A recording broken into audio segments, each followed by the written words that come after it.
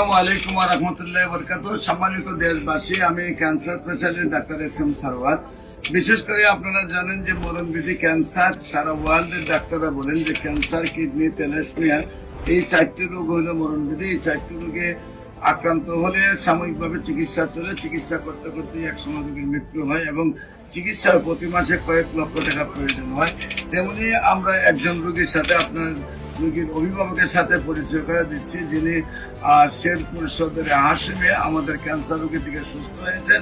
আমরা তার ভাই মুস্তাফিজুর রহমান ভাই, আমরা মুস্তাফিজ ভাইয়ের লাগে পরিচয় হচ্ছি এবং আমরা তার ভাইয়ের রোগীর গল্পটা তার কাছ থেকে শুনি। মুস্তাফিজ ভাই, মূলত উনি ক্যান্সার রোগে আক্রান্ত হওয়ার পরে বিভিন্ন চিকিৎসা করার পরে উনি ইন্ডিয়া যাওয়ার উদ্যোগ নিয়েছিলেন।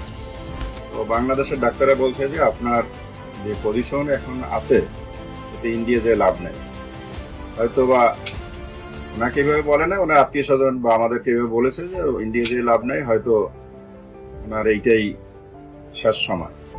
পরবর্তীতে আমি ডাক্তার এস.এম. সারওয়ারের সাথে যোগাযোগ করে তার চেম্বারে নিয়ে আসি এবং এখান থেকে ঔষধ খাওয়ার পরে প্রথম 1-2 সপ্তাহে উনি অনেকটাই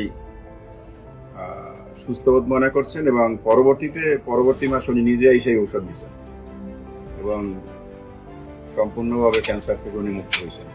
সম্মানিত দেশবাসী, আমি রোগী দেখি শনি, রবি, সোম সকাল 10টা থেকে বিকাল 5টা পর্যন্ত জাতীয় মসজিদ বাইতুল মুকাররমের মেইন গেট আল্লাহ লেখা বরাবর বাইতুল বিউলিপ্তের 11 এবং মঙ্গল, বুধ, বৃহস্পতি রোগী দেখি Habiganj bus stand popular general হাসপাতাল।